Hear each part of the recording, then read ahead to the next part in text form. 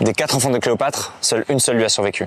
Et son histoire mérite d'être connue. Sélénée avait 10 ans quand elle a été capturée avec ses 2 frères lors de la prise d'Alexandrie par Octave, le futur empereur Auguste. Elle et ses 2 frères, les 3 enfants que Cléopâtre a eus avec Marc-Antoine, sont emmenés à Rome comme otages. Tandis que le fils que la reine d'Égypte avait eu avec Jules César, le vrai, est mort assassiné à l'âge de 14 ou 17 ans. Et c'est en terre étrangère, en grandissant, que Sélénée a nourri son désir de vengeance et de faire persister sa lignée, celle des vaincus. C'est cette histoire que compte Les Enfants d'Alexandrie, un roman de François Chandernagor. Je pense que je suis pas le seul à adorer l'histoire et cette période avec laquelle on a grandi, évidemment inspiré par Astérix et de la littérature autour de Cléopâtre, Jules César et les empereurs romains. J'avais hâte de plonger davantage dans leur histoire au travers de ce livre. Et honnêtement, on en a pour son argent quand on est emmené sur les croisières du Nil entre la reine, ses enfants et leurs nourrices. Pour être honnête, néanmoins, je le recommande pas à tout le monde parce que moi j'ai eu du mal à rentrer dedans.